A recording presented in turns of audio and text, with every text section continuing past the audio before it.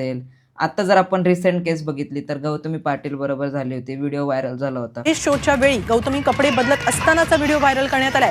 या प्रकरणी आता पुणे पोलिसांमध्ये गुन्हा दाखल करण्यात आलाय. जेव्हा आपण एखादा व्हिडिओ बघतो, स्टेजवर अशी काहीतरी मुलगी दिसते, मग तिचं पोट दिसतंय, मग तिची चेस्ट दिसते, हे जेव्हा समोरचा व्यक्ती बघतो मग त्याला असं वाटतं की यार आपण तिला पूर्ण बघावं. तेव्हा तंबू असायचे, फक्त पातळ तंबू असायचे आणि त्याच्यात लावण्यवती चेंज करायची. आणि तेव्हाची मेंटॅलिटी पण अशी होती की लोक तिथपर्यंत सुद्धा येत नव्हती. त्रास देणारे देत होते पण तसे काही होत नव्हतं. पण आता आपणच कुठेतरी त्यांना म्हणजे आम्ही कलाकार कुठेतरी त्याला कारणीभूत आहोत की ते असं काहीतरी व्हिडिओ काढतील किंवा व्हायरल करतील. आपण स्टेजवरच तसं परफॉर्म नाही केलं तर मे बी नाही होणार.